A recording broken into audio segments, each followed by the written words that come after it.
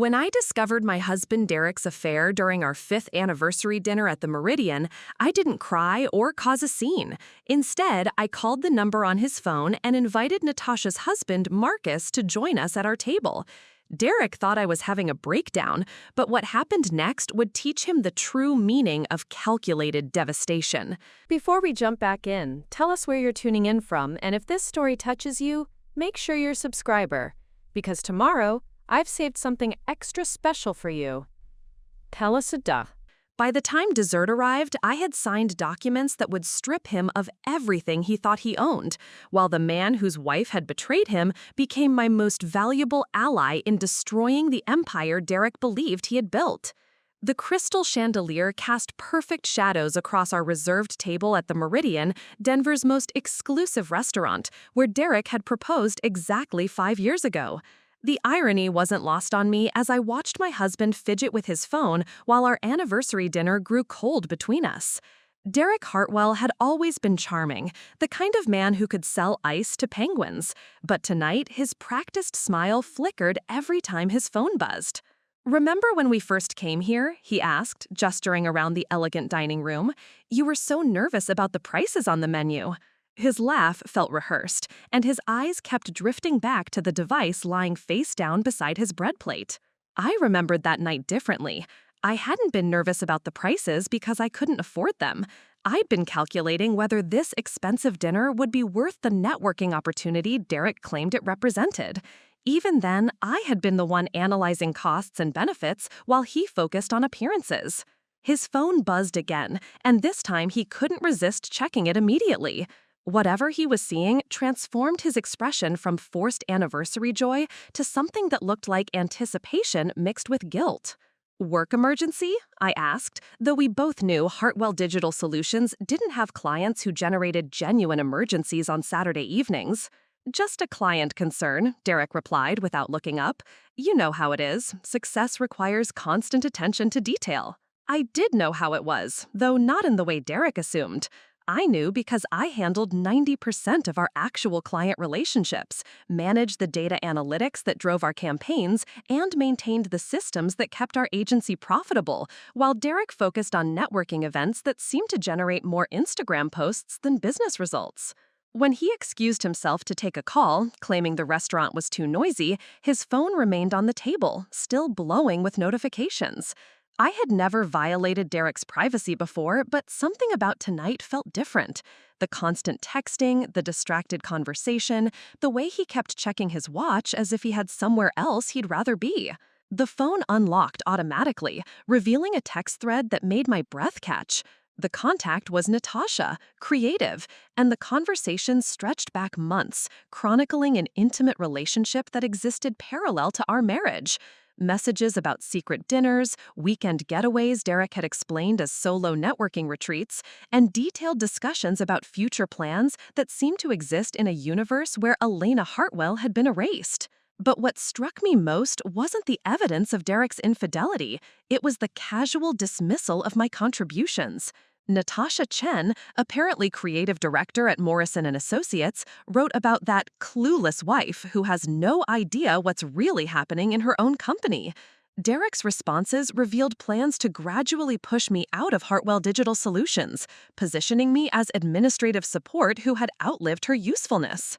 The messages painted a systematic betrayal that extended far beyond adultery.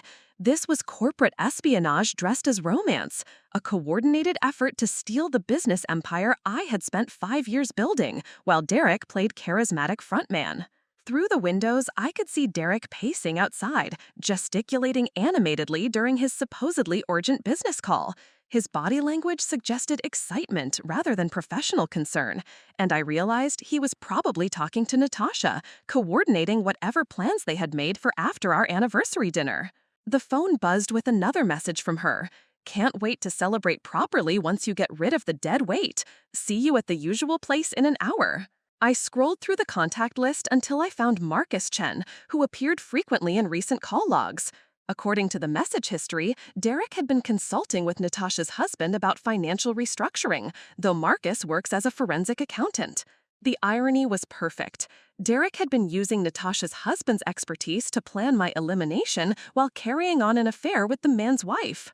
I dialed Marcus Chen's number without hesitation. When a confused voice answered, I introduced myself with perfect composure. Hello, Marcus. This is Elena Hartwell, Derek's wife. I'm calling because I think we need to have a conversation about our respective spouses. Are you available to join me for dinner at the Meridian downtown? I believe we have quite a lot to discuss, and I suspect you'll find the conversation as illuminating as I have. Marcus Chen arrived exactly 37 minutes after my call, his dark sedan pulling up with the quiet efficiency of someone accustomed to handling crisis situations. He emerged wearing a charcoal gray suit that suggested professional success without ostentation, his graying temples and measured movements reflecting someone who analyzed problems for a living. Derek was still outside conducting his supposed business call when Marcus entered the restaurant. I approached the hostess station where Marcus stood, scanning the dining room with analytical eyes that noticed details others might miss. "Mrs. Hartwell," he said, his handshake firm and direct. "I appreciate you calling me directly rather than allowing this situation to continue without all parties being aware of what's happening." I guided him to our table, noting how he automatically positioned himself to observe the entrance while maintaining clear sightlines to the windows where Derek continued his animated phone conversation. "Please, call me Elena," I said as we settled into our seats, "and thank you for coming so quickly. I suspect we're both going to learn things tonight that will change our understanding of our respective marriages quite dramatically." Derek's figure outside had shifted from excited gesticulation to something that looked more like concern. His body language suggested his phone call had taken an unexpected turn, and I wondered if Natasha had mentioned receiving a call from her husband asking pointed questions about her Saturday evening plans. Marcus studied the menu briefly before setting it aside, his attention focused entirely on our impending conversation. "Your call suggests that our spouses have been conducting more than just a professional relationship. I'm a forensic accountant, Mrs. Hartwell, so I tend to approach these situations by examining evidence rather than relying on assumptions." "That's exactly why I called you," I replied, retrieving Derek's phone from my purse. "I think you'll find the evidence quite comprehensive, and I suspect your professional expertise will help us both understand the full scope of what we're dealing with." I showed Marcus the text message thread between Derek and Natasha, watching his expression shift from professional detachment to something harder as he read through months of intimate communications. His jaw tightened when he reached messages about weekend getaways that Natasha had apparently described to her husband as solo retreats for creative inspiration. "How long have you suspected?" Marcus asked, his voice maintaining steady cadence despite what I assumed was significant emotional turmoil. "Until tonight, I didn't suspect anything," I admitted. "Derek has always been charming and confident, but he's also been increasingly distracted, spending more time on networking events that seem to generate more social media content than actual business results." Marcus scrolled through more of the conversation, his trained eye picking up patterns that confirmed the systematic nature of their deception. These messages reference financial discussions they've been having about business restructuring and asset protection. "Has Derek mentioned anything about changing your company's ownership structure?" The question struck me with the force of recognition. Derek had indeed mentioned conversations about corporate restructuring, describing them as routine business optimization that would improve our tax efficiency and legal protection. "He's been working with legal and financial advisors about restructuring Hartwell Digital Solutions," I said, understanding beginning to crystallize. He described it as routine business development, but now I'm wondering if those restructuring plans were designed to minimize my ownership stake while maximizing his control. Marcus nodded grimly, recognizing patterns that indicated financial manipulation. "If Derek has been working to restructure your business ownership while conducting an affair with my wife, we're looking at a coordinated effort that goes far beyond simple marital infidelity." Through the windows, Derek had ended his call and was heading back toward the restaurant. His expression carried frustration and concern that suggested his conversation hadn't gone according to plan. As he approached our table and noticed Marcus Chen, his face underwent a remarkable transformation, cycling through surprise, confusion, and growing panic. Preparing and narrating this story took us a lot of time, so if you are enjoying it, subscribe to our channel. It means a lot to us. Now back to the story. Elena, darling, Derek said, his voice carrying forced joviality. I see you've invited someone to join us. How wonderful to have company for our anniversary celebration. Marcus stood and extended his hand with professional courtesy that carried barely controlled tension. Marcus Chen, I believe you've been working with my wife Natasha on some creative projects. Elena thought it would be interesting for us to meet and discuss our mutual connections. The handshake lasted several seconds longer than social convention required, with Derek clearly struggling to understand how his carefully compartmentalized deceptions had suddenly collided in Denver's most exclusive restaurant. Marcus is a forensic accountant, I said, conversationally, watching Derek's reaction. We've been having the most fascinating discussion about business partnerships and asset protection strategies. It turns out he has quite a lot of experience investigating situations where financial structures don't reflect the true nature of business relationships. Derek's smile became increasingly strained as he processed the implications of Marcus's profession and presence at our anniversary dinner. How interesting, he managed. I'm sure Marcus has seen all kinds of complex business situations. Oh, absolutely, Marcus replied, his tone remaining professionally neutral while his eyes never left Derek's face. Some of the most fascinating cases involve situations where people assume they can restructure assets and relationships without the other parties involved understanding what's really happening. Those cases rarely end well.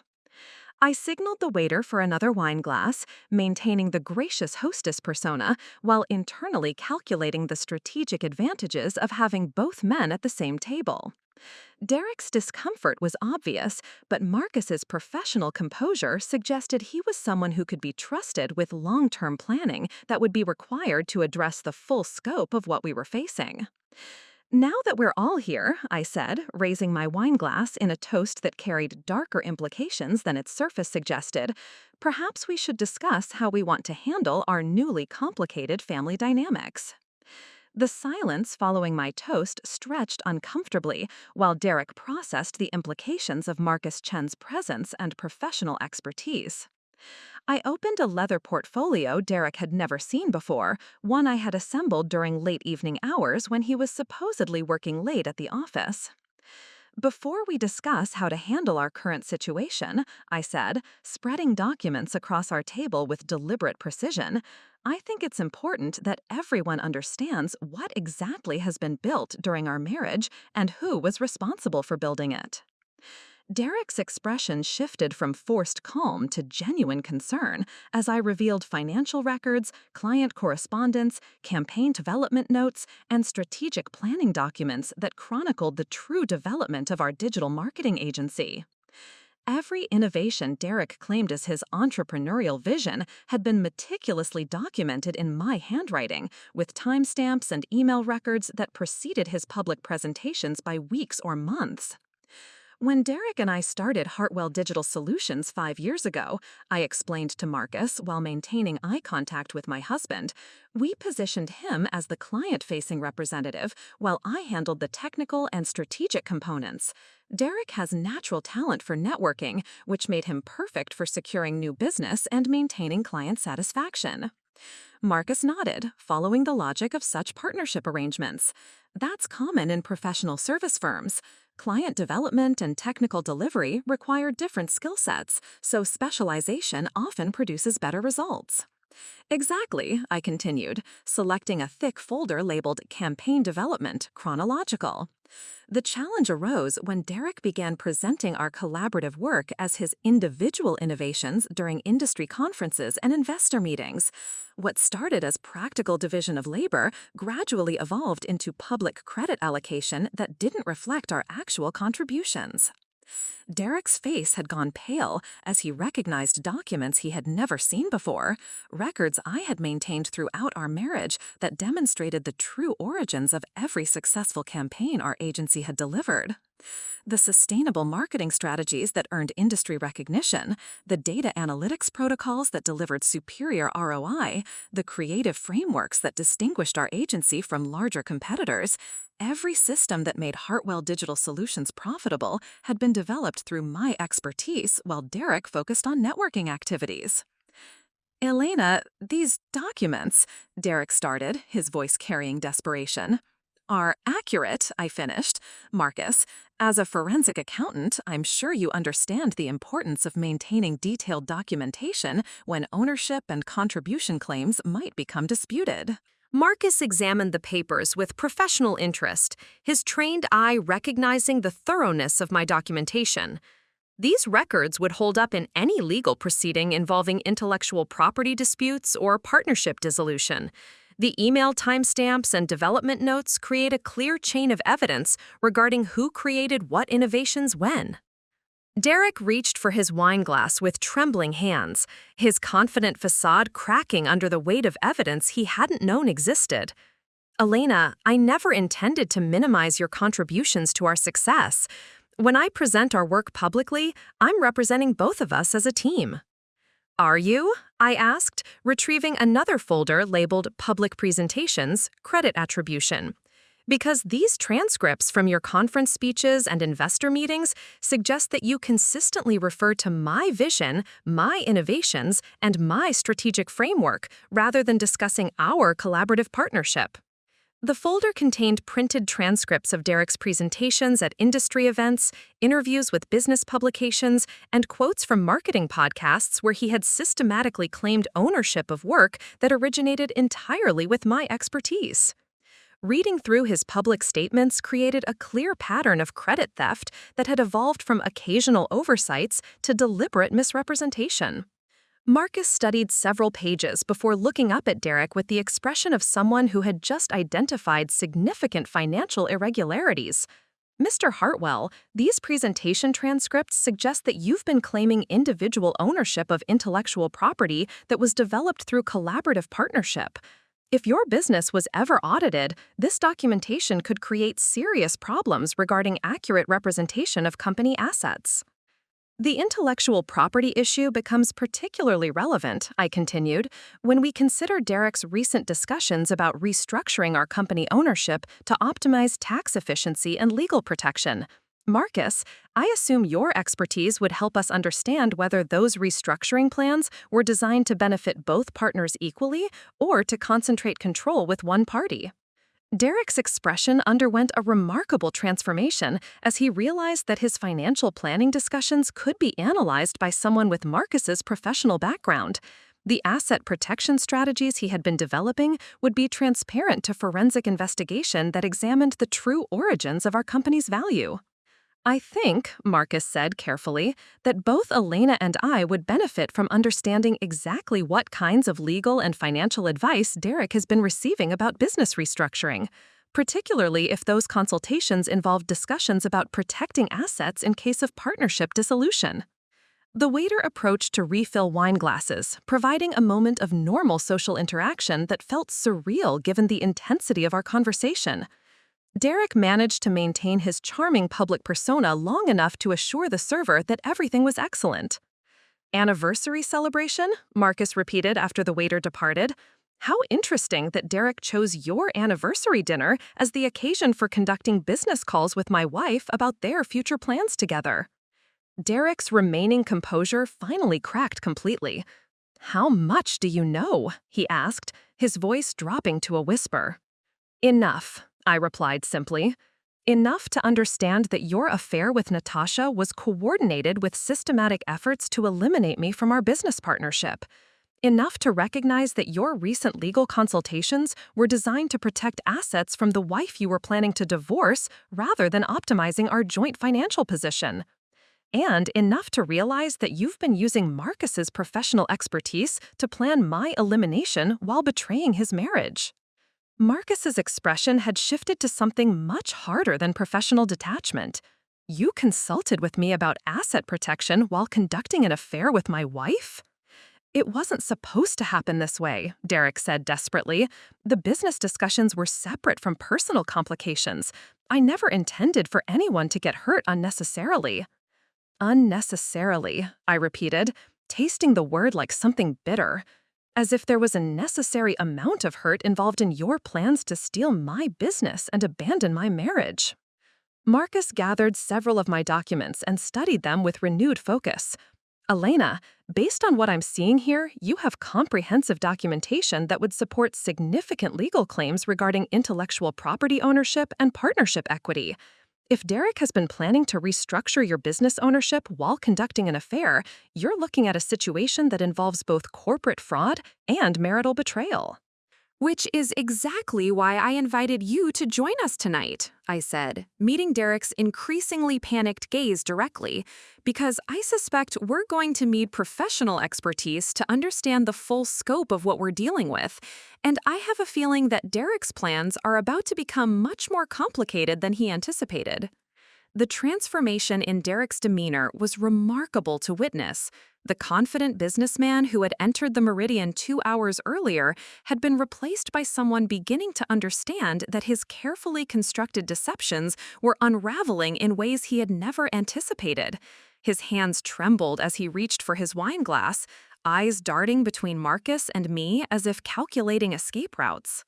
Marcus had shifted into full forensic mode, his analytical mind processing the implications of everything he had learned, connecting patterns that revealed a conspiracy far more sophisticated than simple marital infidelity. He gathered several of my documents and arranged them chronologically, creating a timeline that demonstrated Derek's systematic appropriation of my intellectual property alongside his romantic betrayal. Elena, Marcus said, his voice carrying the measured tone of someone who had seen similar patterns in corporate fraud investigations, how long have you been maintaining these detailed records of your contributions to the business? Since the beginning, I replied. My father, William Thornton, taught me early in my career that documentation is the foundation of professional protection. He always said that in any partnership, the person who can prove their contributions is the person who maintains control of their destiny. Derek's expression flickered with recognition at my father's name. Bill Thornton was a legend in Denver's business community, a venture capitalist who had built his reputation by identifying genuine talent and supporting entrepreneurs who possessed both vision and execution capability. Derek had always been intimidated by my father's success and analytical nature, though he had hidden that insecurity behind practiced charm. Your father's advice was prescient, Marcus observed, studying my meticulous documentation with professional appreciation. Most business partnerships fail because the parties involved make assumptions about contribution and ownership without maintaining clear records of who actually created what value. I watched Derek's face as Marcus spoke, noting how his initial panic was evolving into desperate calculation. He was clearly trying to determine whether this situation could be managed through the charm and persuasion that had worked throughout his professional career, or whether he was facing consequences that couldn't be talked away. The timeline here is particularly interesting, Marcus continued, pointing to a series of documents that chronicled our agency's most successful campaigns. These development notes show Elena creating innovative strategies that Derek presented publicly months later, claiming them as his original ideas. In forensic accounting, we call this pattern systematic value extraction, and it's often a precursor to more serious financial crimes. Derek finally found his voice, though it carried none of its usual confidence. Marcus, I think you're misunderstanding the nature of our business partnership. Elena and I have always worked collaboratively, and when I present our work publicly, I'm representing both of us as a team. Are you? I asked, retrieving my phone and opening a video file I had recorded 3 weeks earlier. Because this footage from the Colorado Marketing Summit suggests otherwise. The video showed Derek delivering a keynote presentation to an audience of industry professionals, discussing innovative approaches to digital campaign optimization that he described as his personal breakthrough in understanding consumer psychology. Every strategy he presented had originated with analysis I had conducted during late evening hours, when Derek was supposedly attending networking events that now seem likely to have been romantic meetings with Natasha Chen. Marcus watched the presentation with growing incredulity. He's claiming individual ownership of work that your documentation proves was developed through your expertise. If this pattern extends to patent applications or intellectual property registrations, Derek could be facing serious legal consequences beyond just partnership disputes.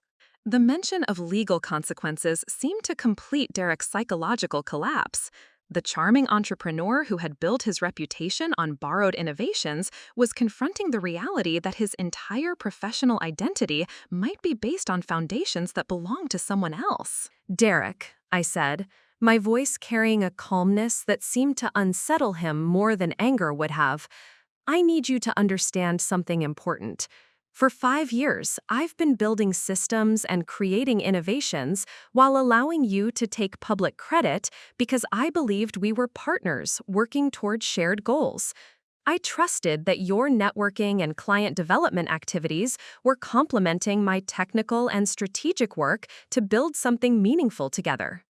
Derek nodded desperately, perhaps hoping that acknowledgement of our partnership might somehow mitigate the consequences of his systematic betrayal.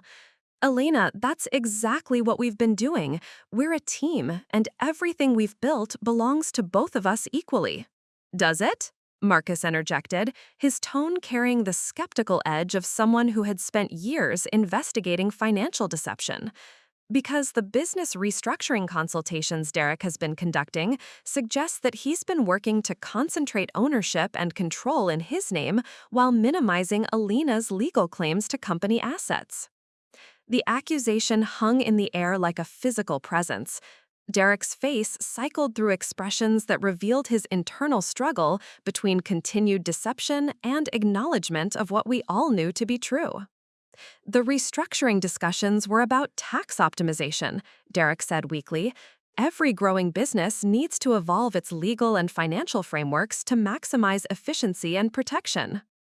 Marcus's expression suggested he had heard similar explanations from other subjects of forensic investigations. Tax optimization doesn't typically involve transferring intellectual property ownership or modifying partnership equity without the knowledge and consent of all parties involved.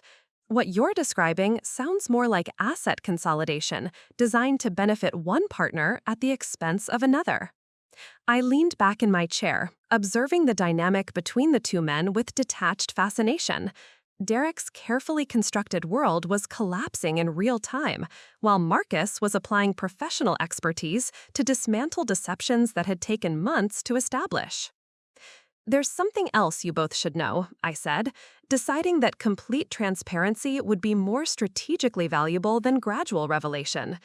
3 weeks ago, I established Thornton & Associates, a digital marketing consultancy that will be launching officially next month. I've already secured commitments from several clients who were specifically interested in working with the person responsible for the innovations they had heard Derek present at industry conferences. Derek's remaining color drained from his face as he processed the implications of my announcement. Elena, you can't start a competing business while we're still partners in Hartwell Digital Solutions. That would violate our partnership agreement and create conflicts of interest that could destroy both companies. Could it? I asked, retrieving another folder from my portfolio. Because according to the partnership agreement we signed 5 years ago, either party can establish independent business ventures as long as they don't directly compete with existing client relationships or violate intellectual property protections. Marcus examined the partnership agreement with professional interest, his eyebrows rising as he identified clauses that Derek had apparently forgotten or misunderstood. This agreement actually provides Elena with significant protection for her independent business activities, particularly if she can demonstrate that her innovations originated with her expertise rather than collaborative partnership development. The realization was visible on Derek's face as he understood that the legal frameworks he had assumed would protect his interests actually provided me with pathways to independence he had never considered. His betrayal had been built on fundamental misunderstandings about the legal and financial foundations of our partnership. Derek, I said gently, watching him struggle with the magnitude of his miscalculations, I think it's time we discuss what comes next, because the evening is far from over, and I suspect we have quite a lot more to discover about the true nature of our respective relationships. Derek's mention of what comes next triggered something in his memory, and his expression shifted to genuine fear. He reached for his wine glass with unsteady hands, clearly remembering conversations that had seemed insignificant but now carried ominous implications. Elena, he said carefully, when we established our business partnership 5 years ago, your father insisted on including some unusual clauses in our agreement. I remember thinking they were unnecessarily complex for a straightforward business relationship between spouses. Marcus looked up with renewed interest. What kind of unusual clauses? I smiled, remembering my father's insistence on comprehensive legal protection despite Derek's charming assurances that such precautions were unnecessary. Bill Thornton had built his venture capital empire by preparing for scenarios that optimistic entrepreneurs preferred to ignore. My father has always believed that the best partnerships are built on clear legal frameworks rather than emotional assumptions, I explained. When Derek and I were establishing Hartwell Digital Solutions, Dad insisted on including provisions that would protect both parties if the partnership dissolved due to misconduct or breach of fiduciary duty. Derek's face had gone pale as he recalled the lengthy legal discussions that had preceded our business launch. At the time, he had viewed my father's comprehensive contract requirements as old-fashioned paranoia from someone who didn't understand modern business relationships. Specifically, I continued, retrieving another folder, our partnership agreement includes provisions for intellectual property ownership, asset distribution, and business continuity in cases where one partner attempts to defraud or systematically deceive the other. Marcus studied the relevant clauses with professional fascination. These provisions are remarkably comprehensive. If Derek has been conducting affairs while planning to restructure business ownership without your knowledge, these misconduct clauses would trigger significant financial consequences. The partnership agreement Derek had signed 5 years earlier included provisions that would transfer majority business ownership to the non-offending party in cases of proven fraud, adultery, or systematic breach of fiduciary duty. My father's experience had taught him that personal betrayal and professional misconduct often occurred simultaneously. There are also provisions regarding non-compete agreements and client relationship ownership, I added, watching Derek's expression grow increasingly desperate. If our partnership dissolves due to misconduct on your part, I retain exclusive rights to all client relationships, intellectual property, and business methodologies we developed during our collaboration. Derek's hands trembled as he reached for the partnership agreement, clearly hoping to find some escape clause. But my father's legal team had been thorough, creating a document that protected against exactly the kind of systematic betrayal Derek had been orchestrating. Your father was remarkably prescient, Marcus observed. These clauses would hold up in any legal proceeding, particularly with the kind of comprehensive documentation Elena has maintained. The irony was exquisite. Derek had spent months planning to eliminate me through legal restructuring, but the original partnership agreement included provisions that would transfer his ownership stake to me if his misconduct could be proven. Derek, do you remember the conversation we had with Dad's attorney when these clauses were being drafted? I asked. You said that people who truly love and trust each other shouldn't need legal protection from betrayal because genuine partnerships are built on mutual respect. Derek nodded miserably, recalling his younger self's optimistic dismissal of legal precautions that now seemed prophetic. I thought your father was being overly cautious about scenarios that would never apply to our relationship. Marcus was examining the misconduct clauses with growing appreciation. These provisions create a complete framework for addressing exactly the kind of coordinated personal and professional betrayal that Derek and your wife have been conducting. There's something else you should both understand, I said, retrieving my phone and opening an audio recording app showing files dating back several months. Dad also advised me to document any suspicious conversations or behaviors that might become relevant if Derek's character ever became questionable. Derek's expression shifted to panic. Elena, you've been recording our private conversations. I've been protecting myself, I corrected. just as Dad taught me to do when dealing with partners whose behavior suggests they might not have my best interests at heart. Marcus studied the recording files with professional interest. Audio documentation of planning conversations would provide crucial evidence in any legal proceeding involving misconduct clauses. The protective measures my father had insisted upon 5 years earlier were revealing themselves to be remarkably comprehensive and strategically sophisticated. Every safeguard Derek had dismissed as unnecessary legal paranoia was now positioned to protect me from exactly the kind of betrayal he had been orchestrating. Derek, I said, watching him struggle with the realization that his supposedly clever planning had been anticipated and countered by legal frameworks he had never bothered to understand. I think you're beginning to understand that your future is going to be significantly different from what you and Natasha have been planning together.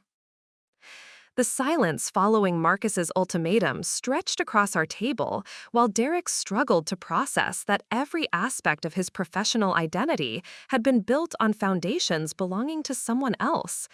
His confident businessman persona had completely evaporated, replaced by someone beginning to understand that his ownership claims were based on systematic theft.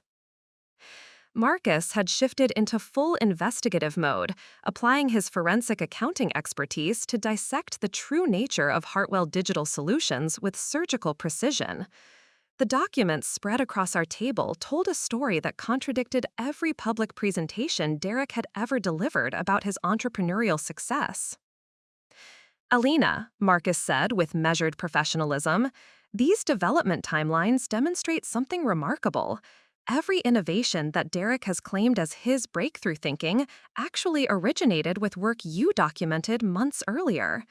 In forensic accounting, we call this pattern systematic intellectual property theft." I nodded, appreciating Marcus's professional validation of what I had suspected but been reluctant to acknowledge. The pattern became clear about 18 months ago when Derek started presenting campaign strategies at industry conferences that I had developed during late evening hours while he was supposedly attending networking events. Derek finally found his voice, though it carried none of his usual persuasive charm. "Alina, you're mischaracterizing our collaborative relationship. When we develop campaigns together, the ideas emerge through our discussions and brainstorming sessions." Marcus examined several documents before responding with analytical precision. "Actually, Derek, your public presentations consistently use first-person singular language when describing innovations that Alina's documentation proves were developed through her individual expertise." The evidence was overwhelming. My development journals chronicled every successful campaign strategy, complete with timestamps, email correspondence, and client feedback that preceded Derek's public presentations by substantial margins. The sustainable marketing approaches that earned industry recognition, the data analytics protocols that delivered superior ROI, the creative frameworks that distinguished our agency.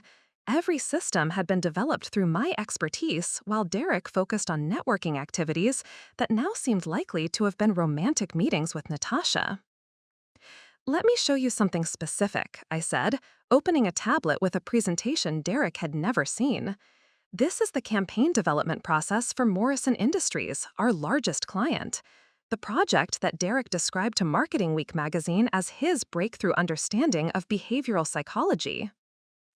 The presentation contained screen recordings of my work developing the Morrison campaign, complete with timestamps showing me creating innovative targeting strategies at 2 a.m. on weeknights when Derek claimed to be attending late networking events.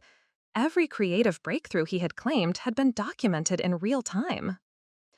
Marcus studied the recordings with professional fascination. "Alina, this documentation would hold up in any intellectual property dispute. You have comprehensive proof that Derek has been claiming ownership of work developed entirely through your expertise." Derek's face had gone ashen. "Alina, I never realized you were maintaining such detailed documentation of our collaborative work." "You would have," I interrupted, noting how his confession revealed his true intentions. "Been more careful about stealing credit for work you couldn't have conceived yourself?" Marcus had already identified patterns that extended far beyond simple credit theft, revealing a coordinated effort to transfer intellectual property through deception. Derek, the combination of intellectual property theft, unauthorized business restructuring discussions, and extramarital affairs, creates a pattern that triggers significant legal consequences under your partnership agreement. There's something else you both should understand, I said, opening another file containing client correspondence Derek had never seen.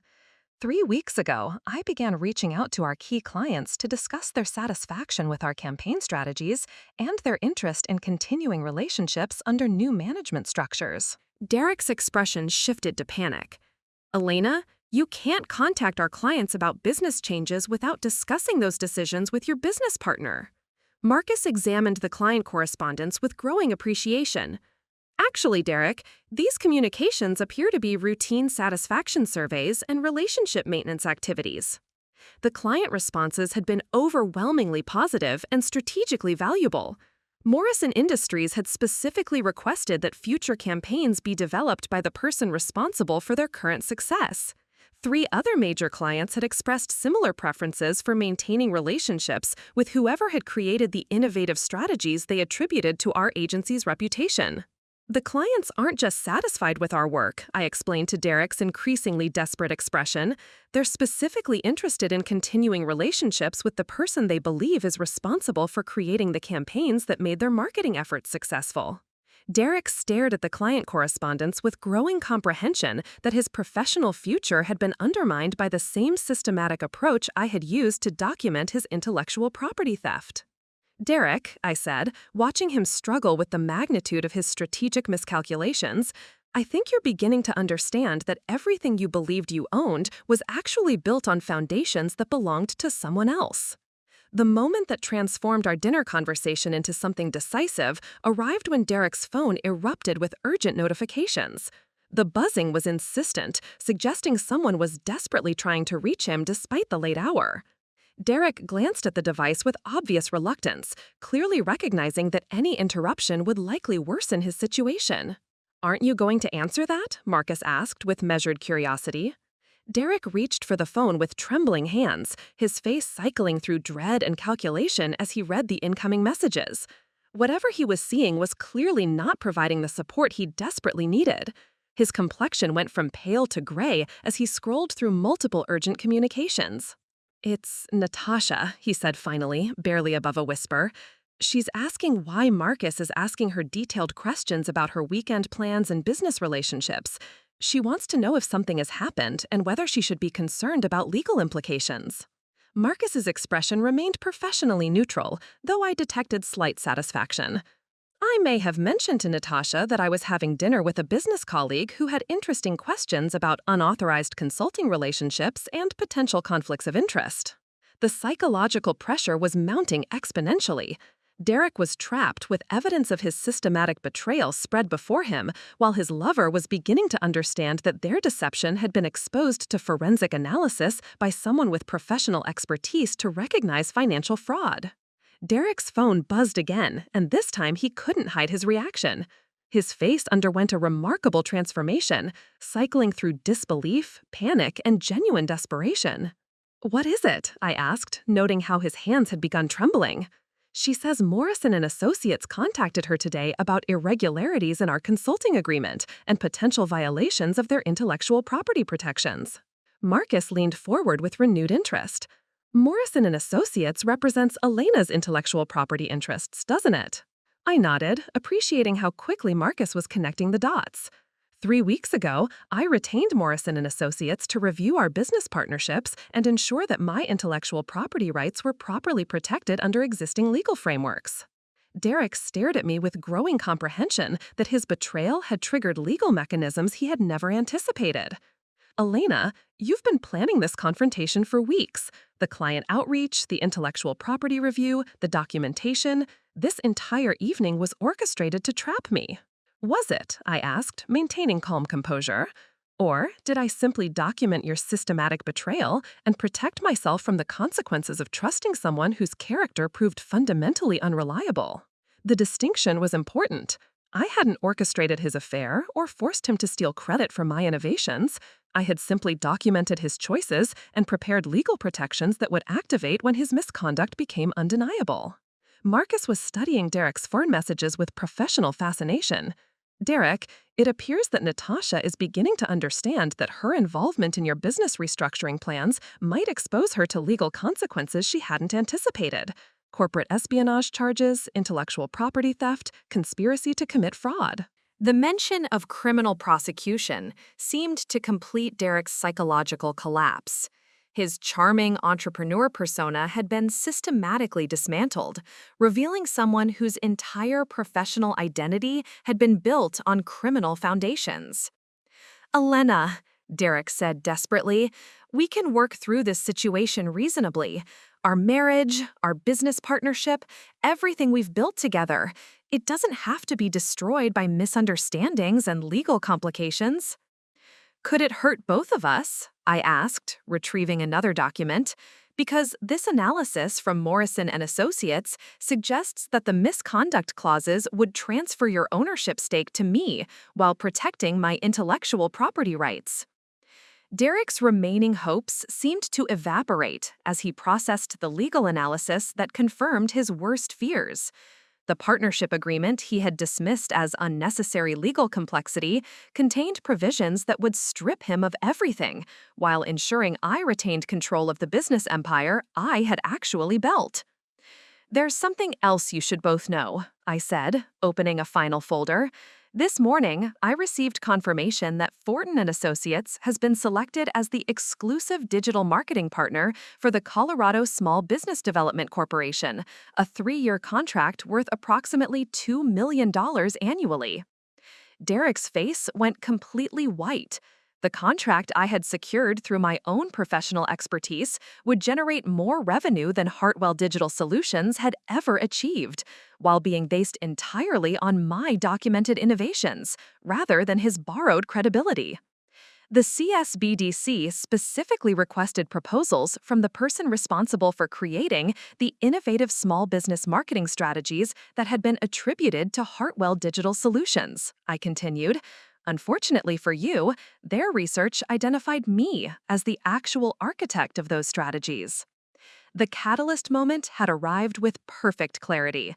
Derek's systematic betrayal had triggered consequences that would transfer his business ownership to me, while I simultaneously launched an independent venture that exceeded our previous success. "Derek," I said, meeting his devastated gaze directly, "I think you're beginning to understand that the evening you planned as a routine anniversary dinner has become the moment when 5 years of calculated deception finally produced the consequences you never bothered to anticipate." Derek's phone continued buzzing with increasing urgency, each notification chipping away at whatever composure he had left. The messages were coming from multiple contacts now, creating a cascade of panic that suggested his carefully compartmentalized deceptions were colliding in ways he had never anticipated. "It's not just Natasha," Derek said, his voice hollow as he scrolled through increasingly desperate communications. "James Mitchell from our office is asking why Morrison & Associates contacted him about intellectual property documentation and employee testimony regarding campaign development processes." Marcus looked up with renewed interest. "James Mitchell is one of your employees?" "Our lead account coordinator," I clarified. "He's worked closely with me on every major campaign for the past 3 years, documenting development processes and client communications as part of our quality assurance protocols." Derek's expression shifted to horror. "Elena, you've been coordinating with our own staff to document my supposed misconduct? You've turned our employees against me." "Have I?" I asked, maintaining my calm tone. "Or have I simply asked James to provide accurate testimony about who actually developed the campaigns that made our agency successful? I hadn't corrupted loyal employees or manipulated them into false testimony. I had simply asked them to document the truth about our business operations, knowing that their honest observations would contradict Derek's public claims about his creative contributions." Marcus was studying Derek's phone messages with professional interest. "Derek, It appears that multiple parties are beginning to understand that your business practices might not align with your public representations. When employees, clients, and business partners all receive inquiries about the same misconduct patterns, it suggests comprehensive investigation rather than isolated complaints. Derek's phone buzzed again, this time with a call from someone whose contact information made him visibly flinch. It's Catherine Miles from Denver Business Development. Catherine Miles, Marcus repeated. Isn't she the venture capitalist who's been considering investment in your agency expansion plans? She was, Derek replied miserably. We had a meeting scheduled next week to discuss potential funding for our planned acquisition of smaller marketing firms throughout Colorado. I smiled, remembering my conversation with Catherine 3 days earlier. Catherine and I had a very interesting discussion about the intellectual property foundations that would support any potential acquisition strategy. She was particularly interested in understanding who actually created the innovations that would be scaled across multiple markets. Derek's expansion plans, which he had been developing secretly with Natasha Chen's strategic input, were crumbling as potential investors discovered that the intellectual property supporting those plans belonged to someone else entirely. Elena, Derek said desperately, you can't destroy everything we've built together just because you're angry about personal complications that can be resolved through counseling and communication. Marcus's eyebrows rose at Derek's characterization of systematic business fraud and adultery as personal complications. Derek, we're not discussing relationship counseling. We're examining patterns of corporate espionage, intellectual property theft, and conspiracy to commit fraud. These are criminal matters that typically result in prosecution rather than therapy.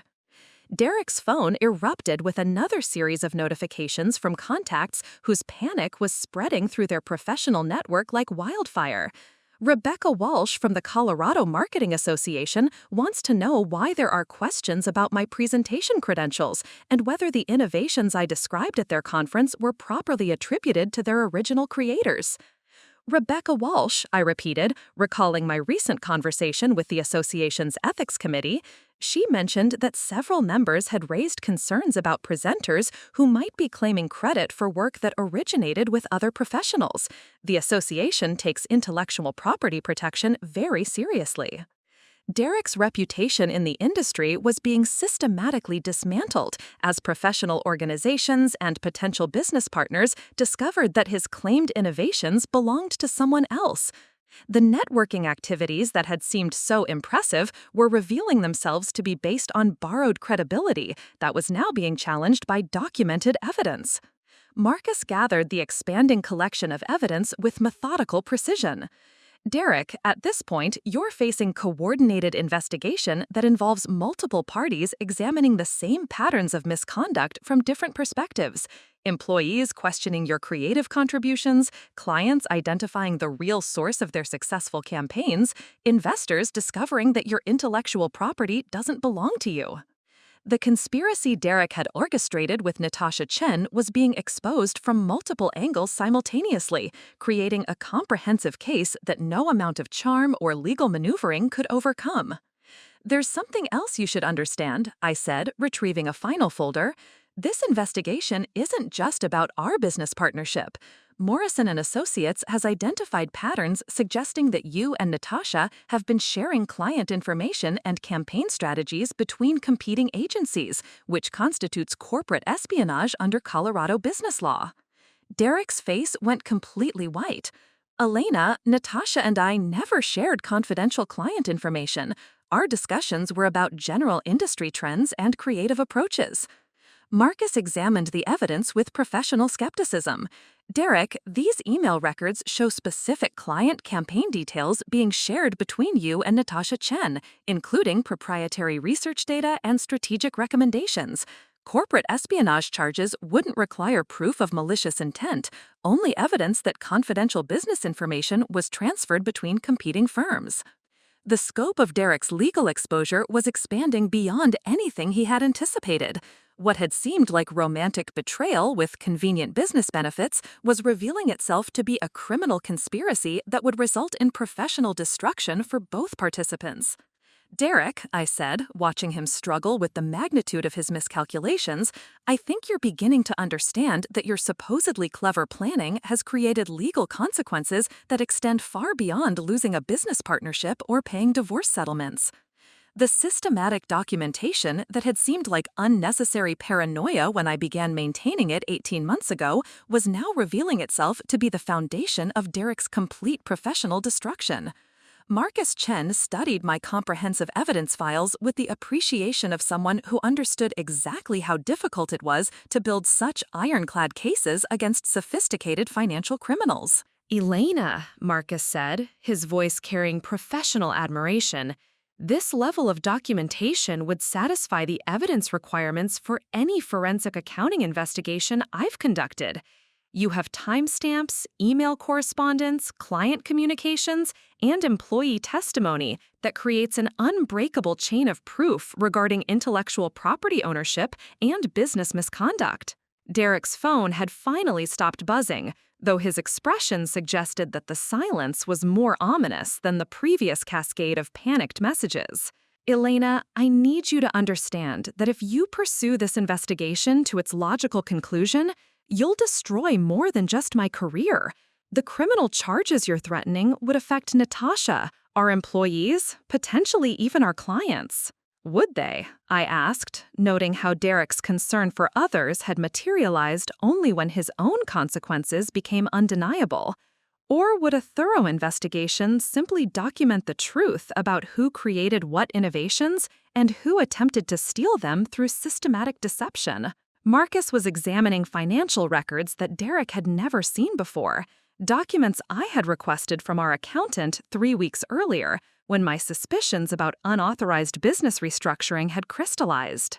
Derek, these financial analyses reveal something interesting about your recent legal consultations. The asset protection strategies you've been developing would have transferred intellectual property ownership to a Delaware corporation that you control individually, effectively eliminating Elena's legal claims to the innovations she actually created. The financial manipulation was more sophisticated than I had initially understood, involving multiple legal entities and offshore account structures that would have made Derek's theft of my intellectual property nearly impossible to challenge through conventional partnership disputes. This corporate structure, Marcus continued, studying documents that chronicled Derek's asset protection planning, would have been nearly impossible for Elena to challenge without the kind of comprehensive documentation she maintained. Most business partners who discovered this level of systematic theft would find themselves with insufficient evidence to prove their claims in court. Derek's silence confirmed what we all understood. His legal consultations hadn't been about tax optimization or routine business development. They had been about corporate theft, orchestrated through romantic deception, designed to transfer my life's work to his individual ownership while eliminating my ability to prove that the innovations had originated with my expertise. There's something else you should both understand, I said, retrieving a folder that contained communications Derek definitely hadn't seen before. 2 weeks ago, I received a call from Sarah Martinez at the Federal Bureau of Investigation's Corporate Crime Division. It seems that patterns involving intellectual property theft, corporate espionage, and interstate commerce violations had attracted their attention through reports from multiple sources. Derek's face underwent a remarkable transformation as he processed the implications of federal investigation into activities he had assumed were invisible to law enforcement scrutiny. Elena, you contacted the FBI about our business partnership? That's an extreme escalation that could destroy both of our professional reputations, regardless of who's ultimately proven correct. Marcus examined the federal correspondence with professional interest. Actually, Derek, Elena didn't contact the FBI. They contacted her after identifying patterns that suggested systematic corporate crime involving multiple victims across state lines. When intellectual property theft involves companies in different states, it becomes a federal matter that the Bureau investigates independently. The scope of Derek's legal exposure was expanding beyond anything he could have anticipated when he began his affair with Natasha Chen.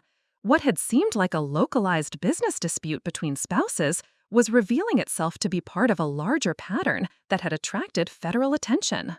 Agent Martinez explained that my case fits a pattern they've been investigating for 18 months, I continued, watching Derek's expression cycle through disbelief and terror. Apparently, there have been multiple reports of business partners conducting affairs while systematically stealing intellectual property from their romantic victims, using personal relationships to mask corporate crimes. Derek's systematic theft of my innovations wasn't an isolated crime, but part of a broader criminal pattern that federal investigators had been tracking across multiple states and business sectors. His romance with Natasha Chen wasn't just adultery. It was a sophisticated corporate crime scheme that had attracted federal prosecution interest. Marcus was studying the federal documentation with growing comprehension of Derek's true legal exposure.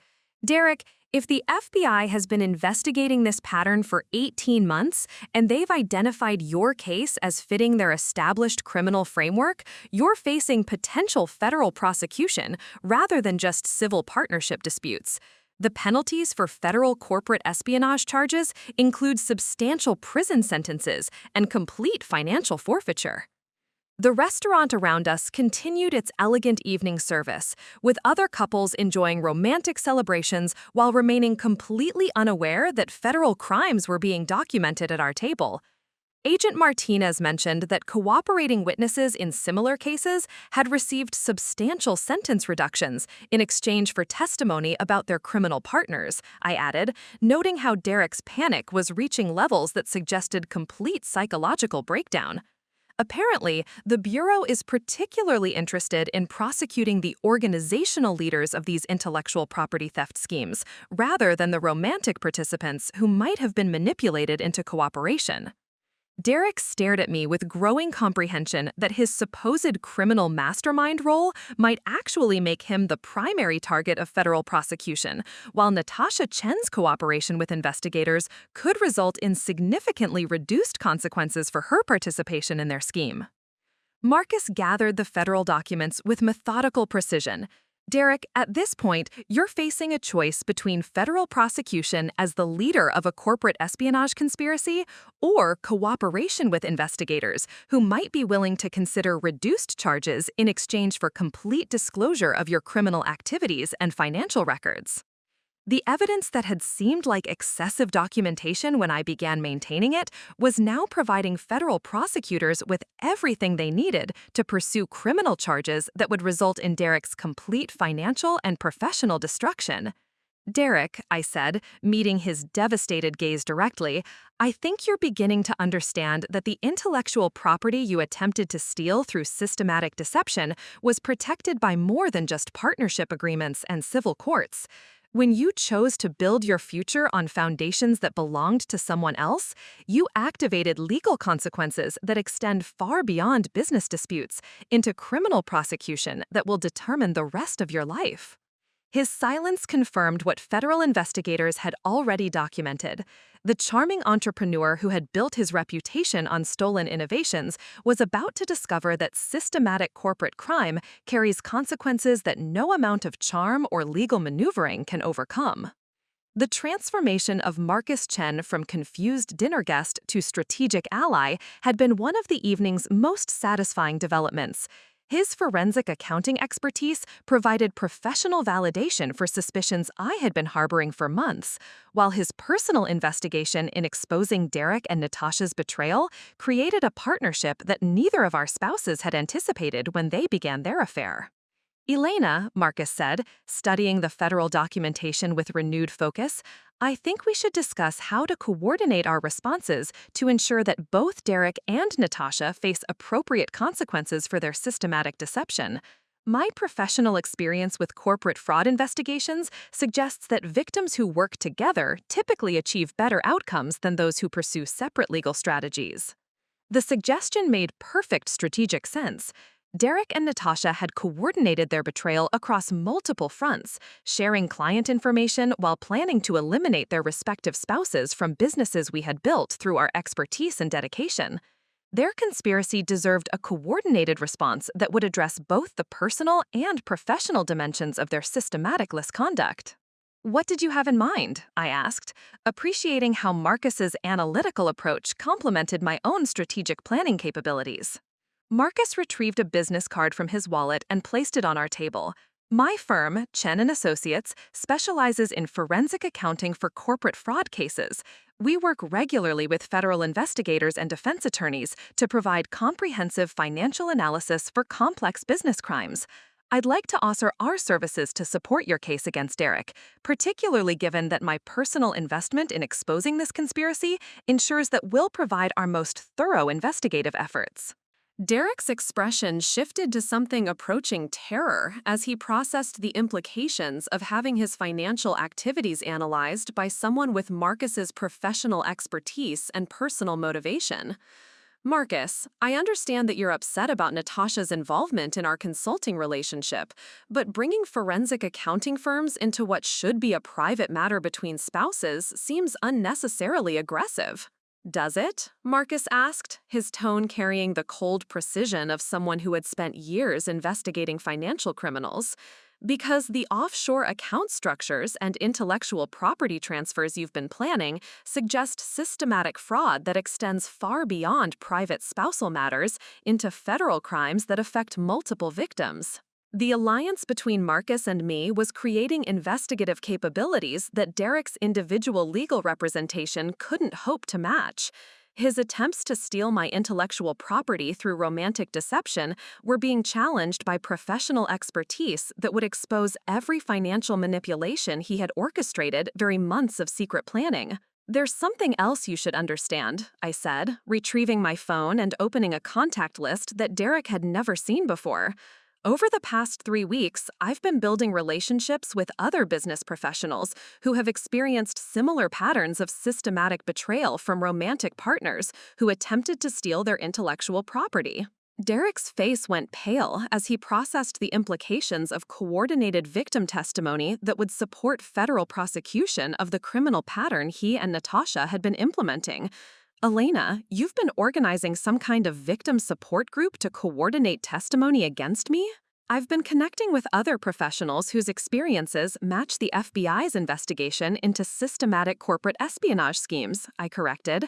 Agent Martinez mentioned that victim coordination often provides crucial evidence for prosecuting the organizational leaders of these criminal conspiracies. Marcus examined my contact list with professional interest. Elena, this network represents substantial testimonial evidence that would support federal prosecution. When multiple victims report identical patterns of intellectual property theft through romantic deception, it establishes the systematic nature required for serious criminal charges. The network I had built included 7 other business professionals across 4 states, each of whom had experienced systematic theft of their innovations by romantic partners who conducted affairs while planning to eliminate their victims from businesses built on stolen intellectual property. Our collective testimony would provide federal prosecutors with everything needed to demonstrate that Derek's crimes were part of a broader criminal enterprise rather than isolated misconduct. Dr. Patricia Williams from Austin described how her research partner conducted an affair while transferring her pharmaceutical research to competing firms, I explained, noting how Derek's panic was reaching levels that suggested complete psychological breakdown. Michael Torres from Phoenix documented how his business partner used romantic relationships to steal construction industry innovations worth millions of dollars. The patterns are identical across multiple cases.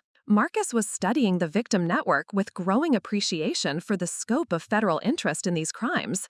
Elena, this level of victim coordination typically results in federal task force investigations that pursue criminal charges against every participant in the conspiracy.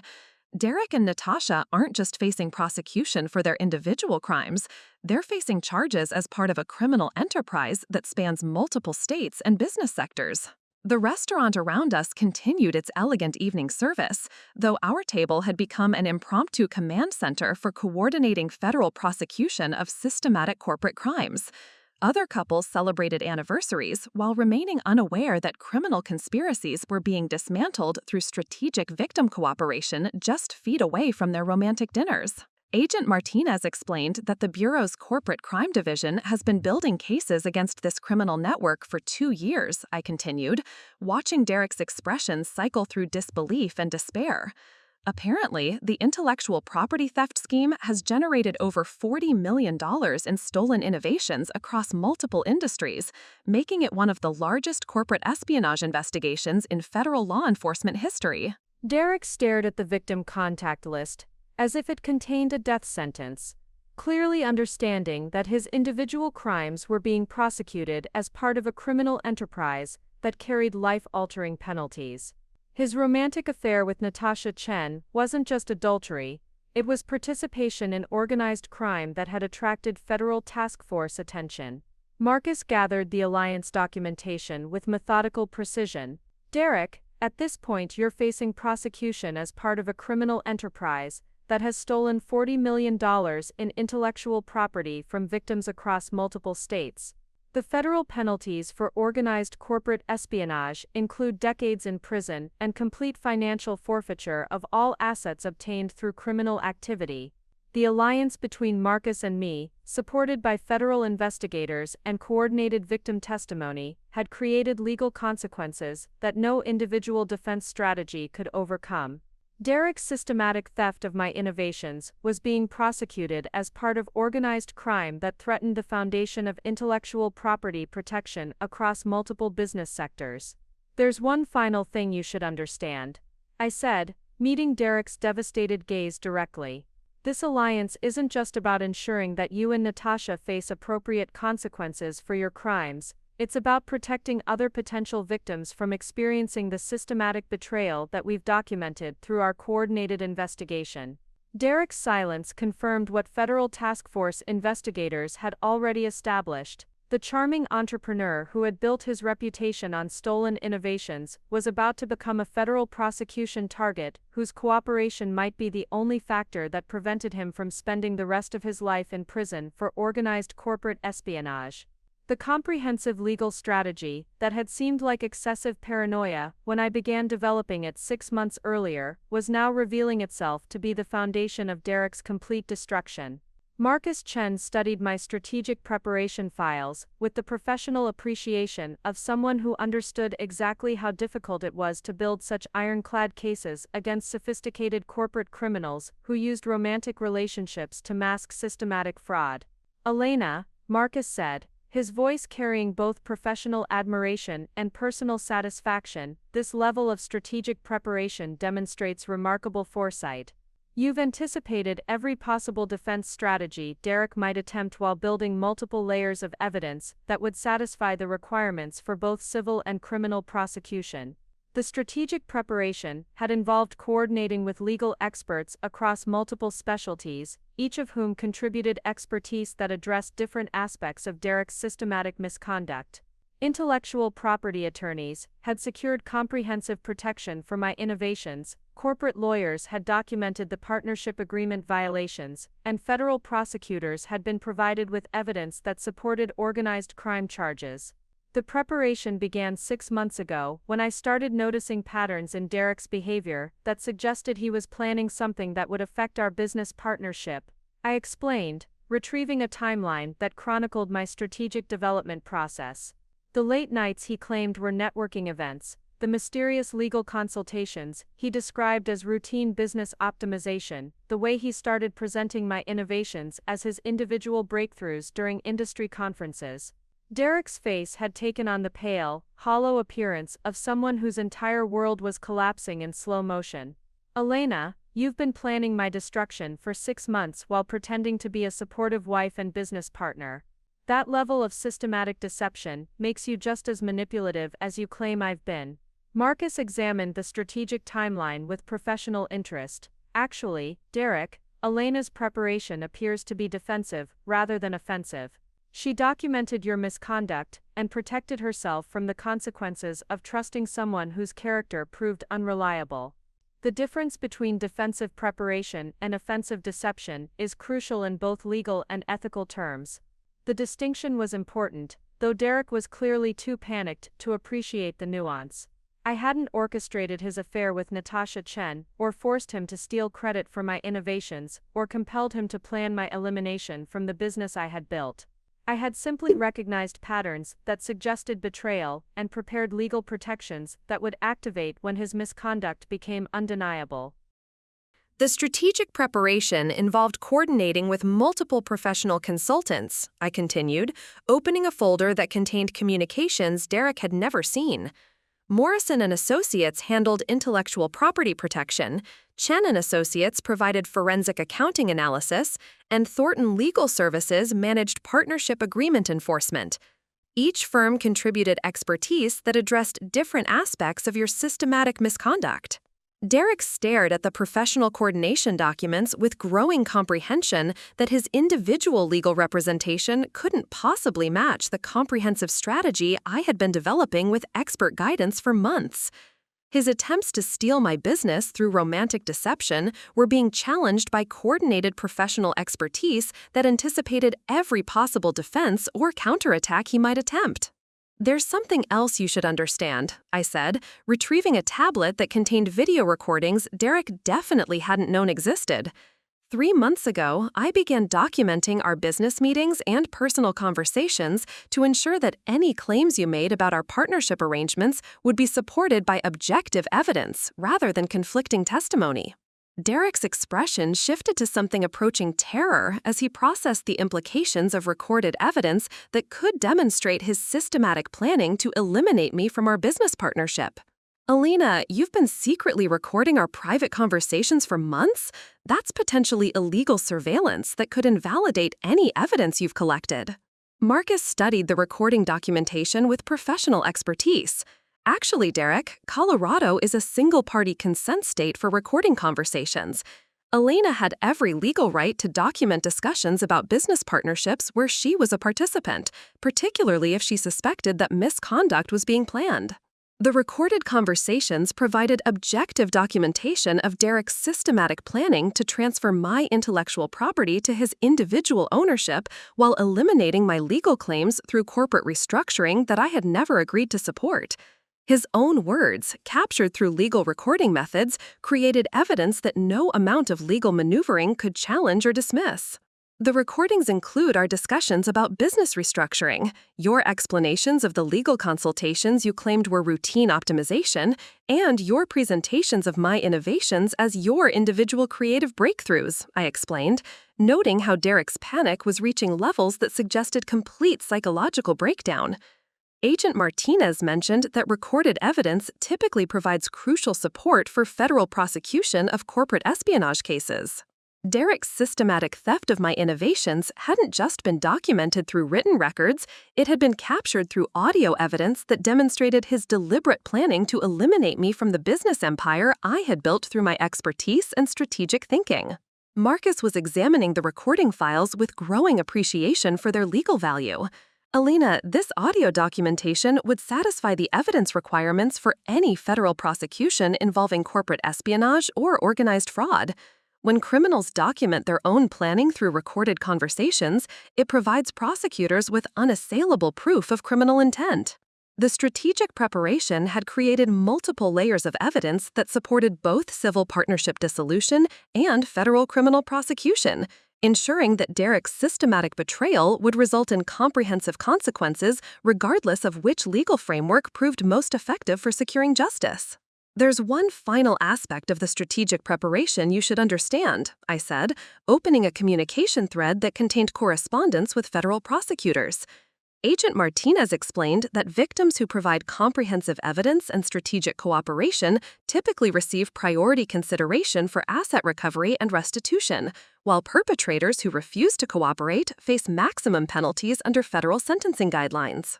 Derek stared at the federal correspondence as if it contained his death warrant, clearly understanding that his refusal to acknowledge his crimes was positioning him for the harshest possible consequences, while my cooperation with investigators would ensure that I recovered everything he had attempted to steal. Marcus gathered the strategic preparation documents with methodical precision. Derek, Elena's strategic preparation has created a legal framework that ensures you face comprehensive consequences for your systematic misconduct while protecting her interests regardless of how you choose to respond. The coordination between civil and criminal proceedings means that your assets, reputation, and freedom are all at risk simultaneously. The strategic preparation that had required months of careful coordination with legal experts was now providing the foundation for Derek's complete destruction, while ensuring that I would emerge from his betrayal with my innovations protected, my business interests secured, and my professional reputation enhanced by the recognition that I had been the true architect of our success. "Derek," I said, meeting his devastated gaze directly, "I think you're beginning to understand that the systematic betrayal you orchestrated with Natasha Chen was anticipated and countered by strategic preparation that will ensure you face consequences proportional to the scope of your misconduct." His silence confirmed what the strategic preparation had been designed to accomplish. The charming entrepreneur who had built his reputation on stolen innovations was discovering that systematic corporate crime carries consequences that no individual defense strategy can overcome when the victim has prepared for betrayal with the same thoroughness that the perpetrator used to plan their crimes. The months of maintaining a facade of marital normalcy while building a comprehensive case against Derek's systematic betrayal had required acting skills I never knew I possessed. Every morning, I had woken beside the man who was orchestrating my professional destruction and performed the role of devoted wife with expertise that surprised even me. The emotional toll of this double life had been substantial, but the strategic necessity was undeniable. The most challenging aspect, I explained to Marcus while Derek sat in stunned silence, was maintaining normal interactions during business meetings where Derek presented my innovations as his creative breakthroughs. I had to smile supportively while he claimed credit for work that represented months of my individual effort. Marcus nodded with the understanding of someone who had investigated similar cases of systematic deception. That level of emotional control requires remarkable strength, Elena. Most victims of corporate fraud discover the betrayal through crisis rather than strategic investigation, which limits their ability to build comprehensive evidence. Derek finally found his voice, though it carried none of its usual confidence. "Elena, you've been living a lie for months while accusing me of deception. The systematic planning you're describing makes you just as manipulative as you claim I've been." "Does it?" I asked, maintaining the calm tone that had become second nature during months of careful performance. "I documented your crimes while protecting myself from their consequences. You committed crimes while planning to eliminate me from the business I built. The difference between defensive preparation and offensive betrayal seems obvious." The double life had required maintaining Derek's confidence in his supposed superiority while systematically gathering evidence that would destroy his professional reputation and financial security. Every supportive gesture during his public presentations had been calculated to ensure he continued revealing the scope of his intellectual property theft through his own arrogant claims. The business meetings were particularly surreal, I continued, opening a folder that contained notes from industry conferences where Derek had presented my work.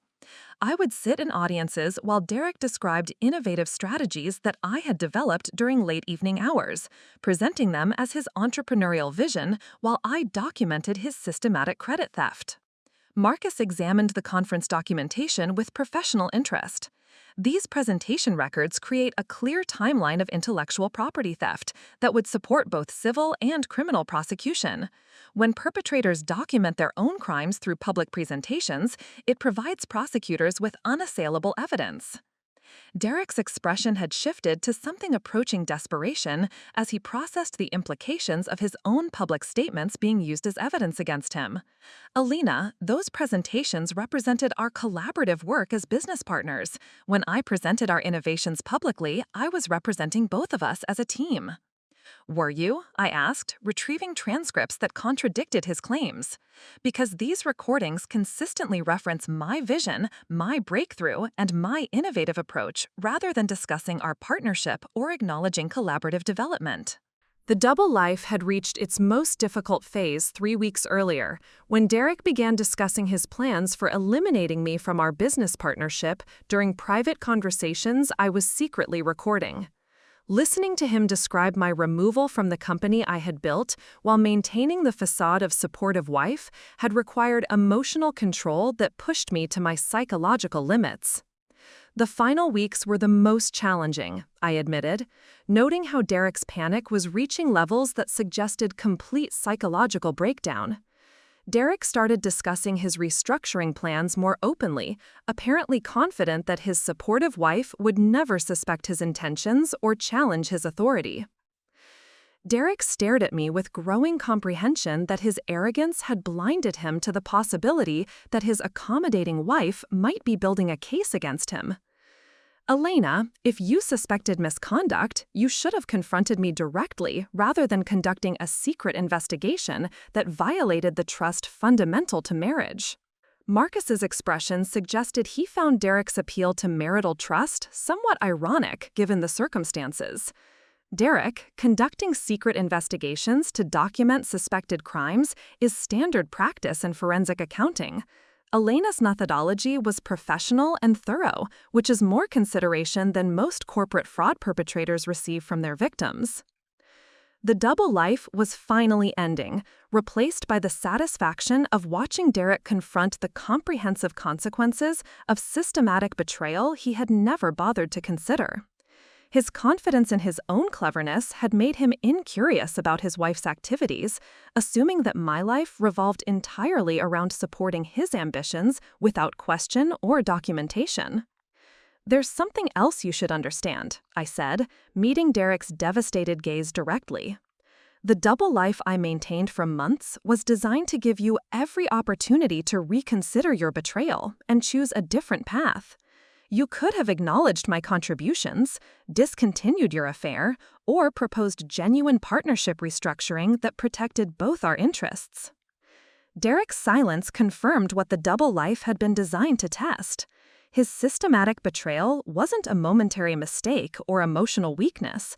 It was calculated exploitation that continued even when circumstances provided multiple opportunities for him to choose differently. The anniversary dinner at the Meridian had been deliberately chosen as the setting for Derek's final confrontation, though he remained unaware that every detail of the evening had been orchestrated to maximize the impact of his psychological collapse.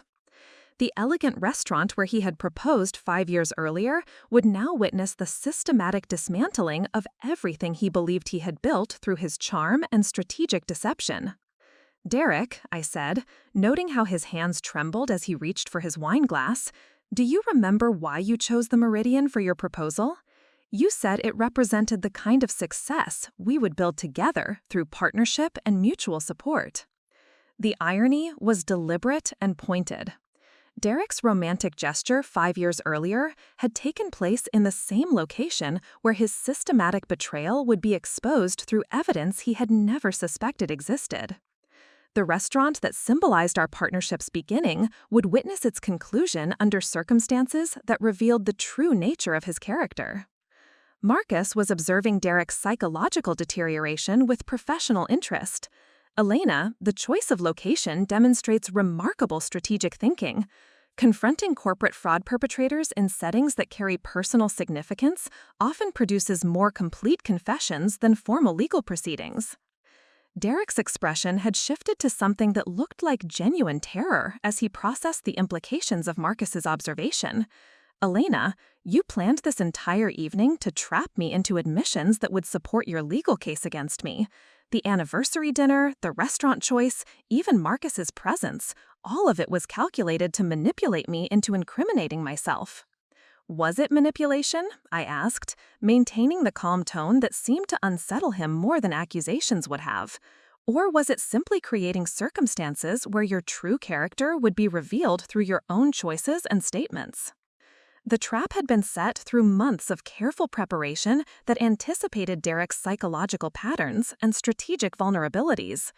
His arrogance and overconfidence had made him susceptible to situations where he would reveal more than intended, particularly when he believed himself safely in control of relationship dynamics. "The timing was crucial," I explained, opening a final folder that contained communications Derek had never seen.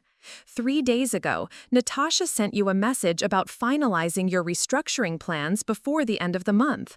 I knew that tonight's anniversary dinner would represent your last opportunity to maintain the facade of marital normalcy before implementing your elimination strategy." Derek stared at the message thread with growing comprehension that his private communications with Natasha had been monitored and analyzed for strategic intelligence that informed the timing of his confrontation. Elena, you've been intercepting my communications with Natasha? That's potentially illegal surveillance that could invalidate your entire case. Marcus examined the communication evidence with professional expertise. Actually, Derek, these appear to be messages you received on devices that Elena had legitimate access to as your business partner and spouse. Discovering evidence of criminal conspiracy through legally accessible communications is standard practice in corporate fraud investigations. The trap had been designed to activate Derek's own psychological weaknesses against him, using his confidence in his supposed superiority to ensure he would provide comprehensive evidence of his systematic betrayal through his own statements and admissions. His need to appear clever and in control had made him vulnerable to strategic questioning that revealed more than he intended. "There's something else you should understand," I said, retrieving a device Derek had never seen before. "This evening's conversation has been recorded through equipment provided by federal investigators to ensure that any admissions you made would be documented for potential prosecution." Derek's face went completely white as he processed the implications of federal recording equipment that had captured his admissions about intellectual property theft, corporate espionage, and systematic fraud. "Elena, you're wearing federal surveillance equipment to our anniversary dinner? That level of betrayal makes you just as deceptive as you claim I've been." "Does it?" I asked, noting how his appeal to moral equivalency ignored the fundamental difference between documenting crimes and committing them.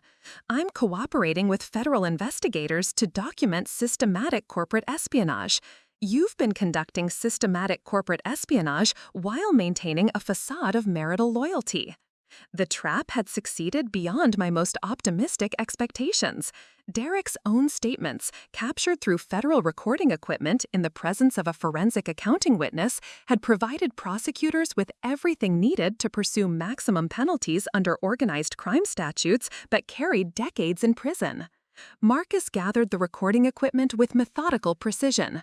"Derek, at this point, you've provided federal investigators with comprehensive admissions regarding intellectual property theft, corporate espionage, and conspiracy to commit fraud. The recording evidence eliminates any possibility of challenging the charges through claims of insufficient proof or prosecutorial overreach." The elegant anniversary dinner that Derek had expected to be a routine performance of marital happiness had become the moment when 5 years of systematic betrayal produced consequences that would determine the rest of his life. His confidence in his own cleverness had led him directly into a trap that documented his crimes through his own words.